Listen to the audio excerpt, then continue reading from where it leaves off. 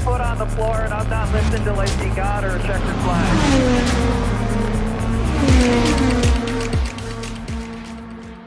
Hello and welcome back to a bonus episode of Racing Thoughts and IndyCar podcast. This week we are going into a little bit of a tech talk on everything that is making big changes in the world of IndyCar as we get ready to introduce hybrids. Back up and say hello. I'm your host, Megan Dennis, alongside me. Meg Taylor. So yes, as Megan just mentioned, this is kind of going to be more of like our bonus episode for the week, just because we are really going to be doing a whole deep dive into all things hybrid system within IndyCar that's now going to be coming up for the rest of this season, starting with Mid-Ohio. So this is really going to be for a lot of people who, like me, tend to hyperfixate on things and really just want to fully understand how these things work. That's one of my big things within motorsport just in general is I like understanding new aspects and new technology, and I like being able to understand like why these changes are being made. I like to understand what changes are being made and like how it's going to impact all of the racing. So I am excited to talk about it all. Meg, feel free to chime in with any questions that you have along the way. Hopefully I can kind of break some stuff down a little bit. We're going to really talk about first what the main changes are going to be within the hybrid system, how it was broken down, and then there's been a lot of talks about how the hybrid system and the push to pass are going to be kind of in the works as well. And then two other things, we're going to talk about some of the challenges that this whole endeavor has had because it's been a long time coming. And then lastly, we're going to talk about some of the drivers' reactions. I've got some quotes from a couple of different drivers that they gave post testing. So really kind of gets you a lot more of their raw reactions. And in my opinion, there's a lot less PR talk in there, which is fun. So first and foremost, starting with this weekend in Mid-Ohio, every single car on the grid is going to be equipped with this hybrid power unit. And interestingly enough, it has been in the works since 2019. That was really kind of when it first got, introduced as a concept. And since then, it has been developed in collaboration with Honda, Chevy, and IndyCar. So all of them were working on this together. And I think that is a massive, how do I want to phrase this? Like, it just kind of goes to show that when you're trying to do a whole lot of innovation and really try to change the direction of the series, that the collaboration between Honda and Chevy is possible and it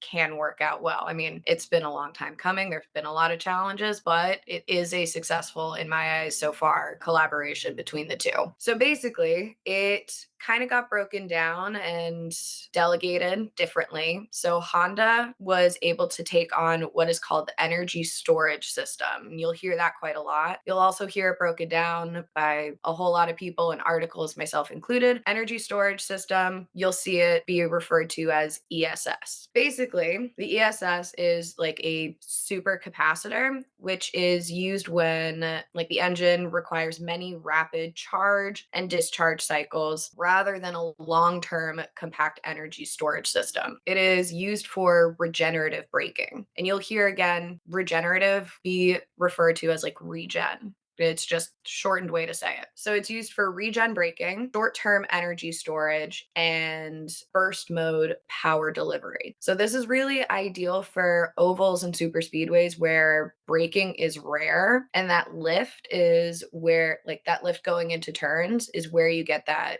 regenerative energy. So that's Honda for the most part. They had a couple of other like components that they worked on, but this is really kind of the big one that everyone's going to be talking about. So again, Honda, the energy storage system, really big for regen braking, short-term energy storage. I really want to emphasize short-term energy storage and burst mode power delivery. So then you have Chevy, okay, the other engine manufacturer within Indy. And Chevy works with Ilmor Engineering to produce what is called the motor generator unit, the MGU. Now, this is low voltage, it is 48 volts, and it serves as the main power source when starting up the car, driving it, and assists the engine in acceleration. So again, MGU, low voltage, really assists in just the main power source for the whole car. So with it being a low voltage unit, it alleviates the need and the wait for a battery. So there's no longer going to be a battery in these cars, which means that it's going to allow the cars to be started at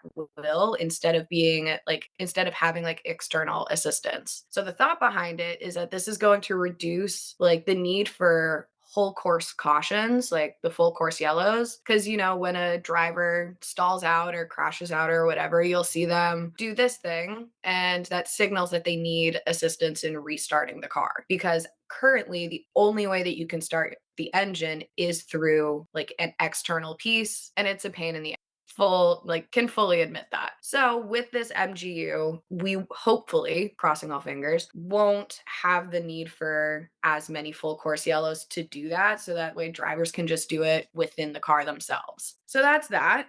The other main thing. So this is a quote from Darren Samson, and he says that Honda have written the hybrid software with agreement from the joint venture partners with GM, Ilmor, and IndyCar. The overall code then gets released by McLaren. So this is different. This is new. So the hybrid systems electronics are controlled by a McLaren Applied Electronic Control Unit, an ECU. So that's a fun piece of information. I couldn't find much more information on that. So if I do find it, I will let you guys know as well. But yeah, so Honda have written the hybrid software. McLaren then basically controls the code that then gets sent out. So that's kind of the basics of like what is new within the hybrid system. And now it's really going to kind of be shifting about how it's applied. So right now, the hybrid system sits entirely separate from the engine, but the ESS and the MGU are stored together in the bell housing, which is in between the internal combustion engine and the gearbox. Basically, when you are going to have like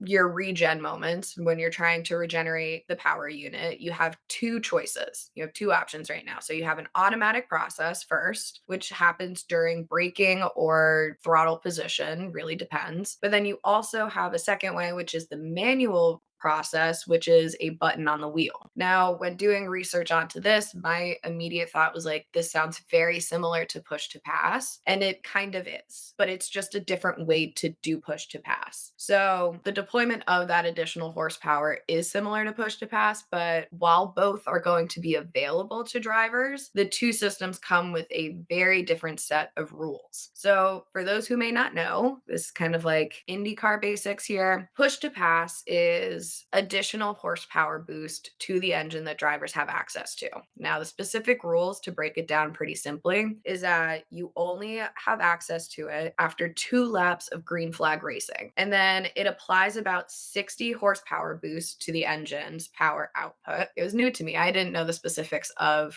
like the timing of it. So drivers only have 200 seconds per race. That part I knew, but this part I didn't know is that you can only use it 20 seconds at a time. So it's nice when you have that additional extra horsepower, specifically when you're trying to pass your competitor who's in front of you. You can use it like defending, you can use it to get like a better lap time, all of that stuff. So that's push to pass. That's been around for a while, but the hybrid energy is going to be similar, but slightly different because it does create an additional amount of horsepower boost, but there's different constraints to the actual implementation of it. So hybrid, that extra boost remains available throughout the whole race. You can use it every lap. However, the constraints are on the amount of energy that you are able to deploy per lap based on track length. So it is very dependent on the track that you are racing on with how much energy that you're allowed to use. So IndyCar is embedding engineers within the teams to help like maximize and figure out how to use this whole system, and it also helps them reduce like the financial strain of it all for right now. So yes,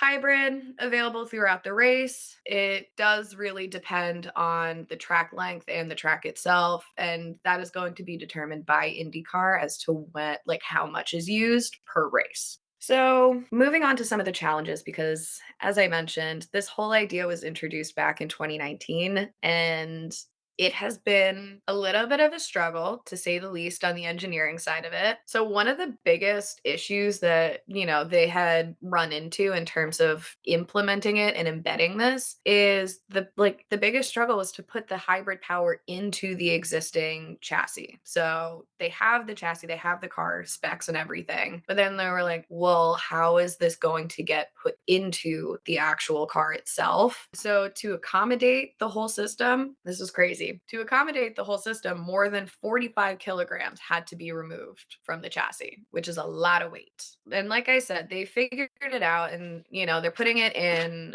the bow housing, so in between the internal combustion engine and the gearbox. So they figured out where to put it, but unfortunately, as a result, engines did have to change with Honda and Chevy. So they completely had to redesign the engine blocks for the hybrid integration. And so the hybrid integration was actually supposed to start at the beginning of the 2024 season, but given some of the issues that they were having with it, they decided to pause it. So then all of a sudden you have engine blocks that have been redesigned specifically for the hybrid system that now previously didn't have access to it. So now they're really going to be able to see how this works now that they're fully integrated there. Next, the cars did retain the 2.2 liter engines. Originally, what they wanted with this whole hybrid system is to have the engine be 2.4, but there were some issues with it, so they forced it back to a 2.2. And a lot of the biggest challenges that I've seen, like from drivers and from teams, is that they're going to have to basically relearn. They're not going to have to relearn. They're going to have to learn for the first time a whole new strategy for everything. So it's learning how and when it's best to deploy this extra energy, or when it's best to have like regen the system. And again, it's largely based on the tracks. So for example, like on a short oval, you lift, sometimes you need to brake, but probably shouldn't be braking much during an oval. But it's mostly going to be, you get all of that opportunity for regen energy when you lift off of your throttle there. And that's where you can get that extra boost of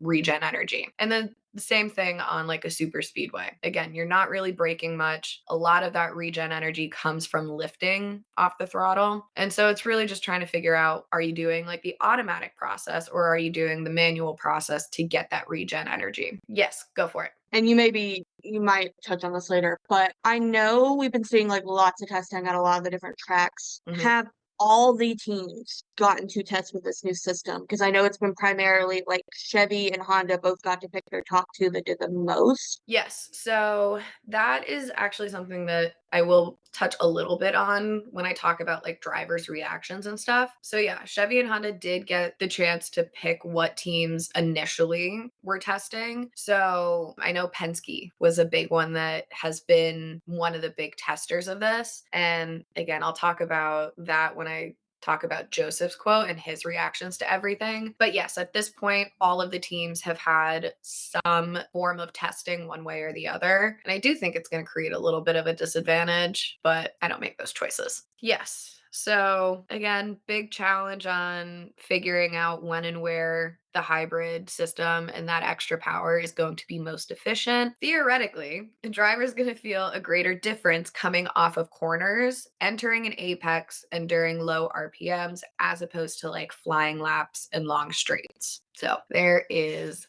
that. So that's a whole breakdown. There's a lot of information, and it's very fun to learn about. And hopefully we can post some of the graphics that have been out there in the ether with the visual aspects of it to kind of show you what it looks like. But now we're really going to talk about some of the drivers' reactions. They've been a little bit mixed, and I have my thoughts and feelings about each of their reactions. So first off, Graham Rahal, he had a good amount to say. One of my favorite quotes from him is that he said, "I didn't grow up playing video games, so this is all new to me." And again, in the context of what he was saying, it makes sense. So his whole thing is, there's this direct quote. He said, "There is so much to change. Manual regen, auto regen, how much regen, what's gain, what's this, what's that. It's the opposite of F1 where it's programmed and the driver just drives. Mm. It does affect the way the car handles a lot. You're trying to balance that too. I think there's a hell of a lot to learn in a short period of time, unfortunately. So I get it. He is basically saying that it's a lot to try to learn in a very short period of time. Right? Very fair. The other thing that I think makes sense is he's mentioned that it makes the steering wheel very busy. And a couple of the drivers have said the same thing. And it is a lot to keep track on. So I get it from that standpoint. He's also said that, again, direct quote, it says, I feel like the power delivery of the deploying side is actually quite good. There were a couple of times today in those race runs where you were in light traffic, you'd hit it, you could definitely feel the rear. There's clearly more power going through the rear tires, so you've got to be careful. But those are all things we're going to have to balance over time. When do you use it? How much do you use it? There's a lot of thinking to do in a short period of time. And then he says, you can do regenning manually, automatically, have it come in on partial throttle, and then you're working all of the buttons, and the dash has a purple bar that tells you how much energy you have stored and can use. So it's a lot to keep up on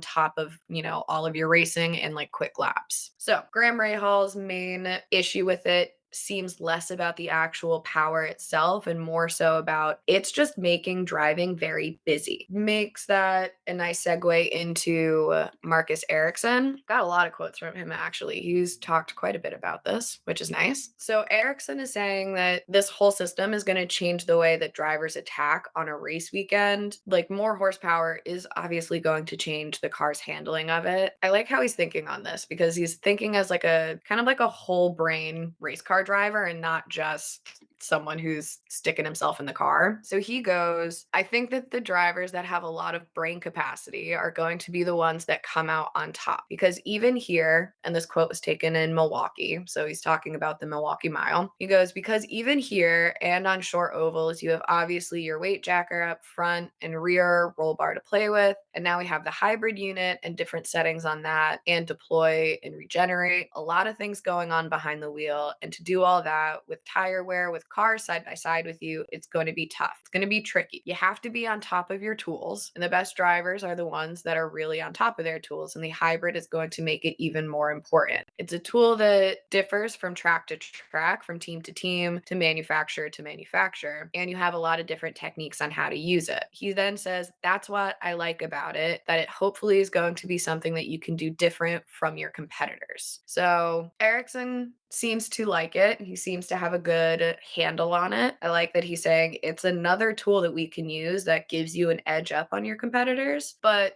to kind of bring it back to what Graham Rahal was saying, Ericsson did also agree. He said that being busier behind the wheel could increase the likelihood of mistakes being made, which isn't necessarily a bad thing. Drivers who grasp how to use this technology better than others will stand out. I am not a massive Marcus Ericsson fan usually. Like he's just kind of like okay for me. I really like his thought process on this. I think he sees the value in the hybrid system as another thing to add to his toolbox. It's not the only thing that he has going for him as a race car driver. I like that he's kind of taking a step back from it though and also saying like, yeah, it could cause some issues and mistakes to be made. However, that's where you're going to stand out is when you get the handle on it. It's going to give you an edge that if you don't get a handle on it, you're going to kind of be left in the dust there. Do you think his opinion of it, and I don't really know how they compare or anything, and not to dive into that, but him coming from Formula One,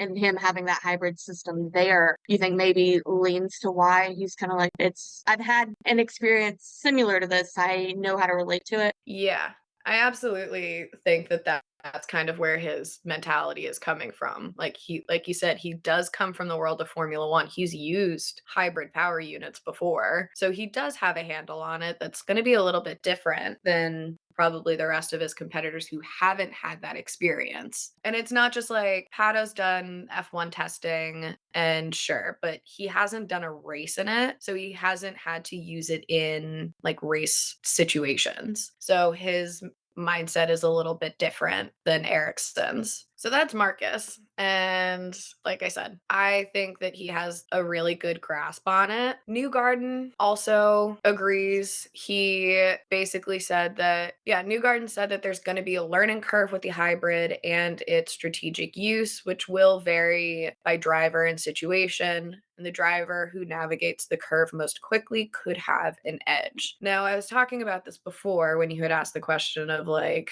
the teams and the testing and stuff. And Joseph is one of those drivers who Penske was like, yeah, no, we're going to test it with you. Like, we're going to have you like try to understand it. So he was like fully confident being like, yeah, if you put it in the race car tomorrow, I'm good to go. Not everybody else can say the same thing. So it is going to give those teams a little bit more of an edge because they've had a longer time to get used to the system, which I get it from like IndyCar's perspective. Like you're gonna want to like have the teams who have the most money and the most resources to test them out, but then it just kind of furthers the gap between those top teams and the back marker teams. Like it sucks to see, but you know, they have done all of the testing, so they can't really say, oh, none of the other teams have had any experience with it. It's like, no, they have, but it's just not the same. So there is going to be some discrepancies between the teams based off of that alone. So that's Joseph. I think, in my eyes, unfair advantage just because he's been testing it for so long. He knows how to use it. His team and his strategy team know kind of a little bit more in terms of the best way to maximize it. So I guess we'll see where it comes, like where it goes from there. Yeah, I guess the same can be said for McLaren though, or at least like the two consistent McLaren drivers, because I mean Rossi's testing again today. Pato's been testing, so like, and they've been doing it since Sebring back in September. Mm-hmm. So, you know, it's, I guess, bias on the other end. They're also hopefully going to have an advantage, but it is an advantage. Okay, just you wait. So, speaking of our McLaren boys, David Malukas, who is no longer a McLaren boy, he went on a podcast and they were talking about like all of the hybrid testing, and there were a couple of other drivers. So, like, a lot of these quotes that I'm going to be talking about from here on out will be taken directly from this podcast. I can throw it in our Instagram so that you guys can listen to it because it does have a lot of insight, not just with the hybrid, but like some other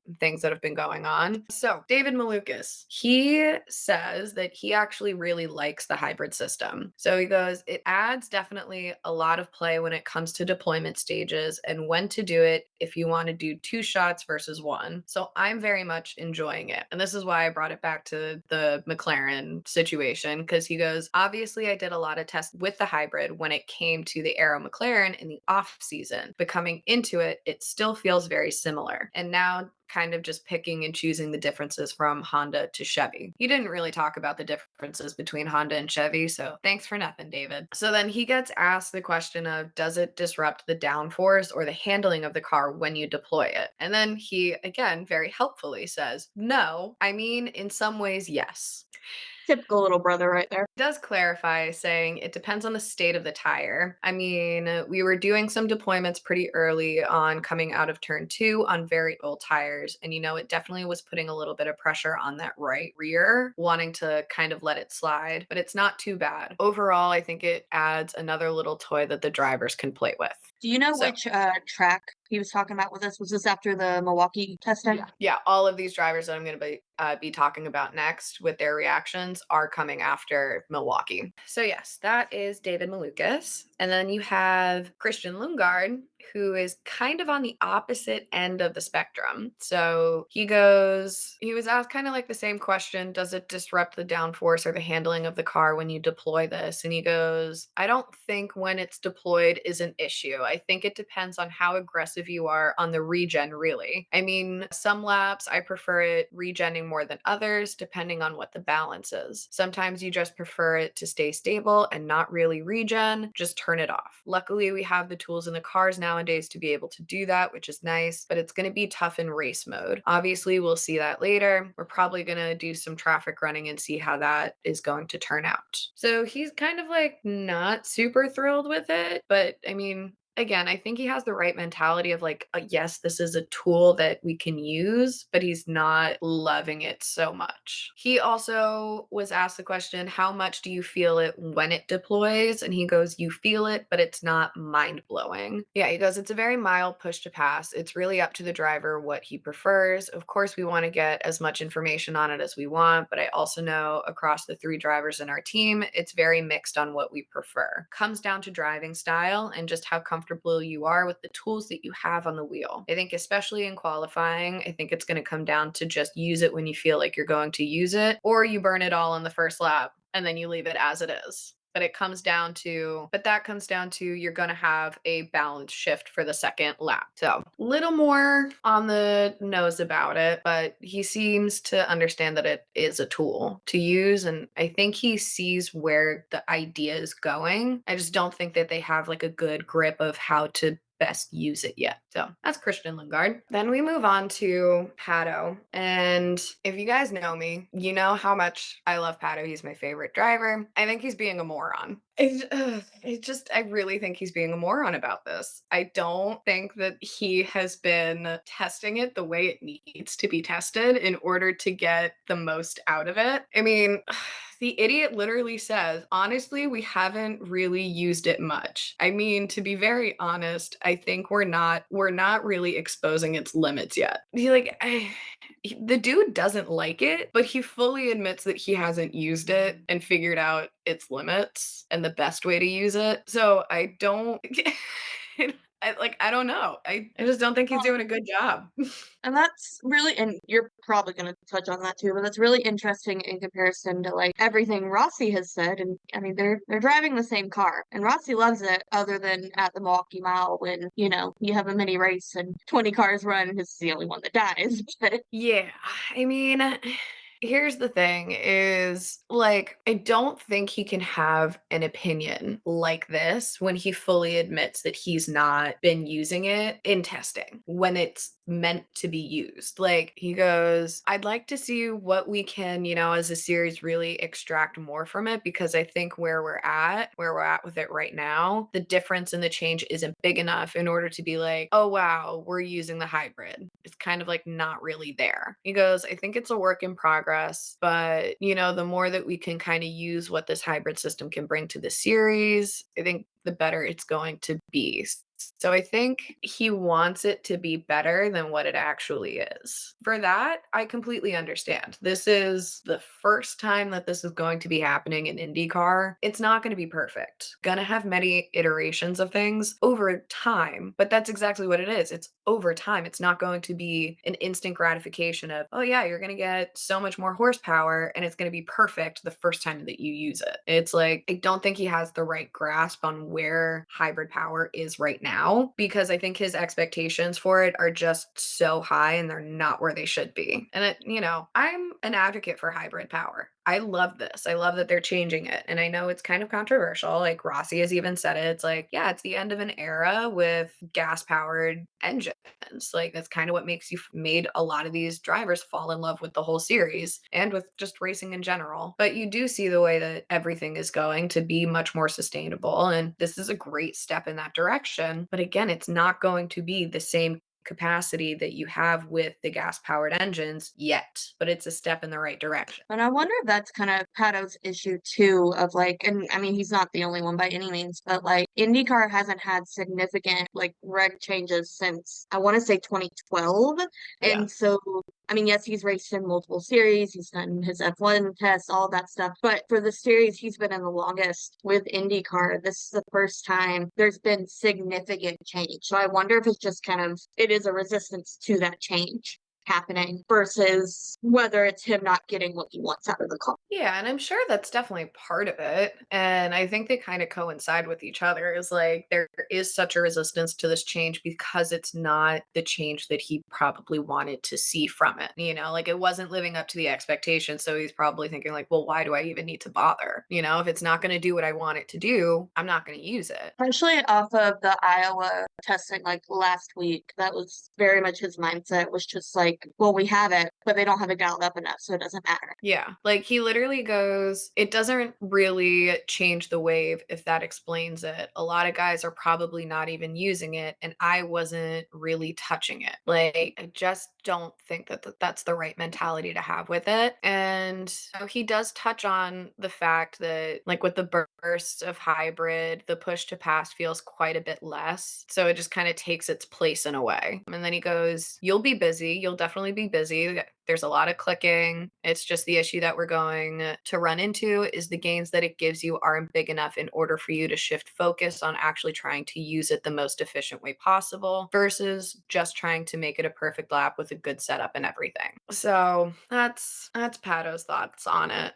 And I said it before, I say it again, I think he's being an idiot about it. This is coming from a Pato fan, so I guess we'll see. This weekend will be telling, but I guess also just going forward for the rest of the races is going to be very telling of like, what does this look like? I think probably honestly after the first practices will really be the time to listen to interviews, listen to what these drivers are saying, because a race is still a race regardless of if it's a new system happening. It may just give them more excuses, but I think the practices are really going to be kind of what's telling to get their feelings on having these new kind of hybrid systems in place. Yeah, for sure. And I mean, a lot of the drivers, like I mentioned, they also mentioned this is going to be a learning curve. So I'm just going to assume that for the rest of the season, there's going to be a lot of problems. And that's just kind of how it is. Like when you do major changes like this, you can simulate everything as much as you possibly want. You're never going to know the full scope of the successes it may have, but you also won't know the full scope of the failures that you might encounter until you get into a real scenario where it's truly tested.